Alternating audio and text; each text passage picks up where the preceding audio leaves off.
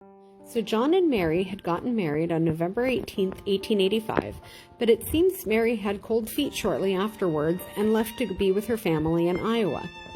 This completely destroyed John, as we found in a letter from Ed to Mary that was dated less than 3 months after the wedding.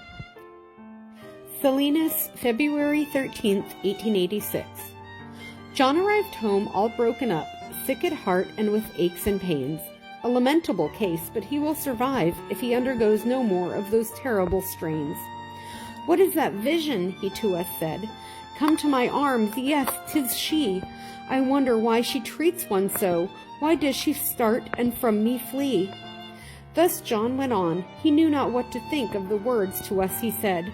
We dosed him with medicine and other stuff, and he gave himself away while out of his head. Well, poor John, no doubt, is strong at heart, but the departure of the one he loved so well overpowered him so that he came to grief and lost his reasoning faculties for a short spell.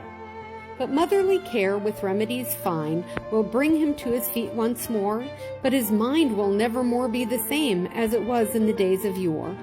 I pity him from the depth of my heart. Poor fellow, do write and let him know that you will love him yet and will soon return to remain at his side forevermore.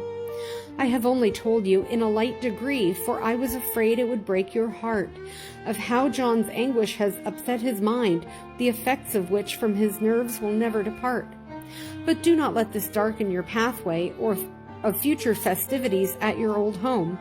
For if he gets tired of our treatment and wishes to travel, we will bind him in chains, and he cannot then roam. We wish for his safety and pray the Almighty to save him from darkness and that dreadful foe, to cherish and provide him with intellectual nourishment so as to save his darling from this horror and woe. And now to conclude these few little verses and to get them in the envelope John is going to send. It is the harder of my troubles at present, for he knows not the information to you I have penned. And now, my dear friend, I wish you much pleasure while visiting your home and relatives too.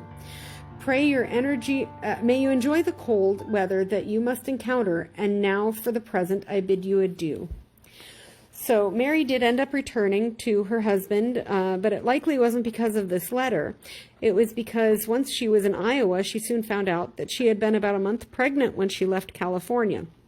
In October 1886, my husband's great-grandmother, Edna Hunter, was born. Almost exactly 1 year later, her sister Beulah was also born in October. Mary and John settled in together in Salinas to raise their 2 daughters, and they were together for 46 years until his death in 1932.